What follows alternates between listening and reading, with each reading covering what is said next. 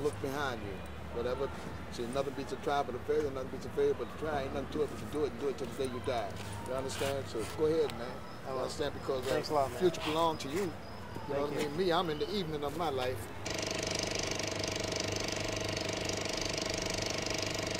Another thing, you're wearing this Kung Fu style jacket. You got this, what is it, Chinese booklet with you? Yeah. Are you into that? Well, yeah, I'm into the ancient arts. You see, because I find that the ancient arts have more value. You know, so I practice acupuncture and I practice Kung Fu because Kung Fu is good for my health. You don't practice Tai Chi? Well, see, Tai Chi means big Chi. Big, and Chi means energy. So Tai Chi means big energy. It means Kung Fu, actually. Well, no, Kung Fu means hard work. Right. It's from the Mandarin word Gung Fu. See, so Mandarin is Gung Fu, G-U-N-G-F-U, and Cantonese is Kung Fu, K-U-N-G-F-U, you see? So Tai Chi is the softest form of Kung Fu, okay? But it's actually a separate art form by itself. You can apply Tai Chi to even karate. So in karate, the moves are hard, fast, and sharp, okay? If I slow it down by seconds and do the karate moves, I'm still doing Tai Chi, but I'm doing it karate style. But I mean, Kung Fu is very, very hard. You gotta practice a lot. Well, that's why the word Kung Fu means hard work, right? And plus, Kung Fu is discipline. It's discipline. It's learning. Yes, it's learning and it's discipline. And the fact of the matter is that we have both studied this, different arts, different forms. Because you have different forms of Kung Fu. Some of them are hard forms, like Tiger Claw, and some of them are softer forms. Yeah, some of them are softer forms. So some of them the guy smack a tree and leave his handprint in the tree. You know what I mean? You know, and he might be very small man. I tell you what I saw in Paris. I saw an old man one morning about 4 o'clock in the morning. I was out walking, and this old Chinese man walked by me, and he had the balls which he was spinning, you know, those metal balls on his hand. But these balls were as big as tennis balls. As big as tennis balls, but they were steel. And he was doing them with one hand. And they were moving. And he was an old man. And he was walking along. When I saw him, I said, oh, wow. But when he passed me and I saw what he was doing, I had to stop and step back and look at him. He didn't pay me any attention. You know what I mean? He probably did pay me attention, but he didn't even look my way. You know what I mean? But it showed me something. It showed me that you can accomplish what you want to accomplish if you work hard enough at it. You understand? Isn't that the American dream, actually? Well, I don't know about the American dream because I haven't seen it realized. You know what I mean? From where I sit in America, America has, where I live, and I do live in America, I live in New York City, in Brooklyn, okay? And where I live, it's just like the movie Straight Out of Brooklyn. It's just like that. It's just like the movie Boys in the Hood. Just like that, only in real life. You understand? So shootings and murders are a common thing in my community. So I have not seen a dream. From my perspective, it has been a nightmare. You know, see, let's not confuse dream with self-development, okay? So to work hard, to want to achieve something as an individual, to want to achieve something as a collective body, is not necessarily a dream. It's an aspiration, okay? A dream, the American dream, factually, is a home in the suburbs, 2 cars in the garage, and 2 chickens in the pot. That's the dream, all right? A personal ambition to become a Kung Fu master, to become an acupuncture master, become a mathematics teacher, that's a personal aspiration. It's not a dream. You see, it's an aspiration, a hope, a wish.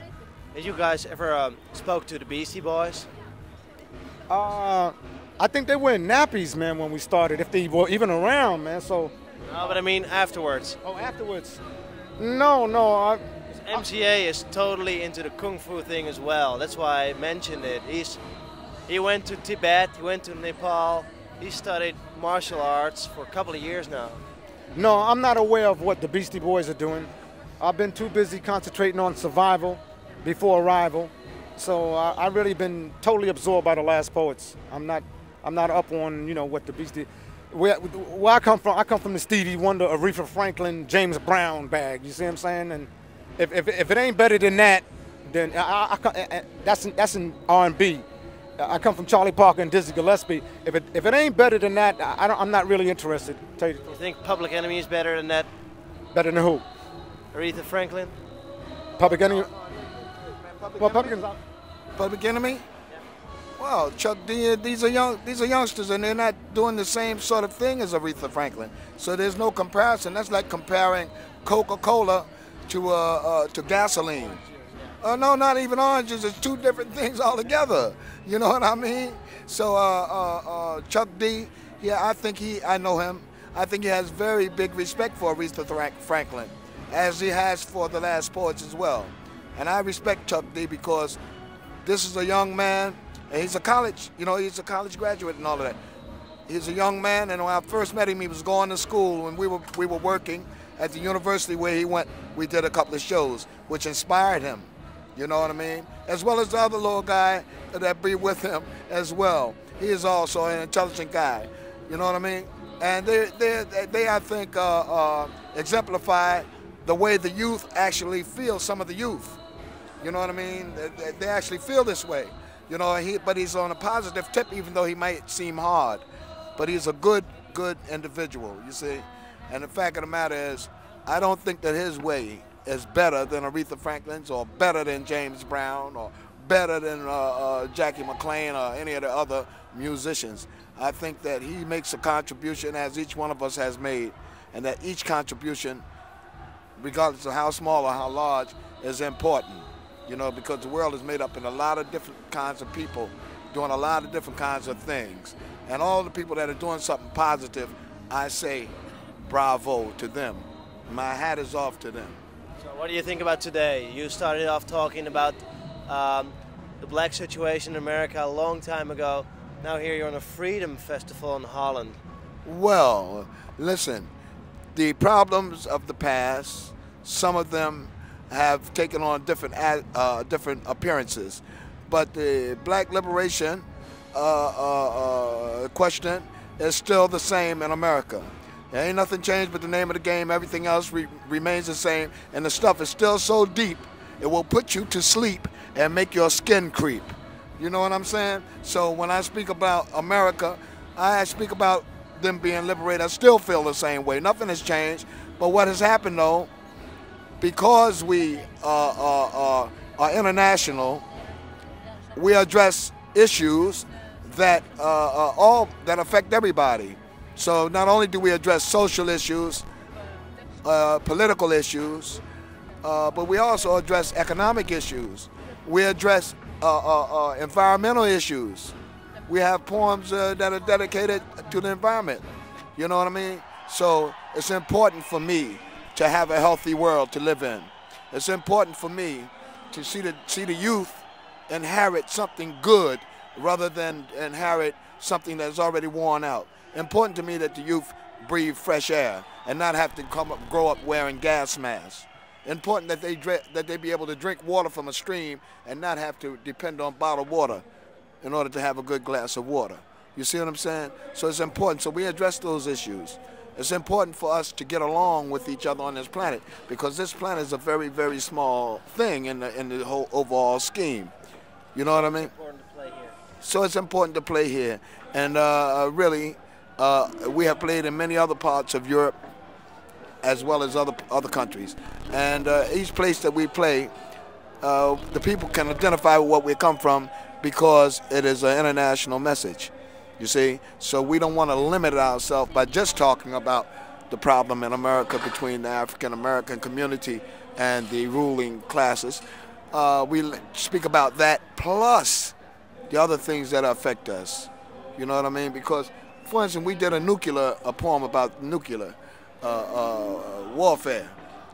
That poem, it was important to us because really, you know, I mean, the Soviet Union and America talking about fighting each other, but if they dropped something nuclear, I'm sure New York was a target. Well, New York is populated mostly by me and mine. So therefore, you know what I'm saying, I have to worry about whether somebody's going to shoot a bomb. You understand? Because the guys who's doing the talking live up in the mountains, maybe in, you know, California, or out in the desert somewhere, or over by the ocean front, somewhere else, nowhere near where I live. But the target is where I live, because that's where they have the Brooklyn Naval Base. The Brooklyn Naval Base is within walking distance of my house. The Brooklyn Naval Base, I can walk there. As a matter of fact, it's no more than 4 or 5 blocks, and I am right there in front of the place. So I have to worry. You understand? And they target this place because it means my end, right? So I have to think about the nuclear thing, and I have to think about education for the youth. You understand? Education is important because tomorrow the youth has to be in a position to run this thing, run this world. Like, for instance, you, young man, and you into radio and everything. You understand? You will be there for a while, God willing, because your career is in front of you. But there's other guys who have been there already for 30 years, 25, 30 years, who are ready to retire. And some of them are good and some of them are not. But one thing for sure, the mistakes that they made, you know about them. And you're in position now to kind of rectify some of those mistakes. You understand? So I encourage young people, we encourage them to get an education and do the right thing. You know what I mean? So we did a poem that Jalal wrote, you know what I mean? And maybe he'll be kind enough to recite it for you. And the poem is called Word to the Wise. And I think that it is a word to the wise. And if you ask him, maybe he'll give it to you. Did you give it to us? Yeah, I'll give it to you. Peace and salutations to the people from the different nations.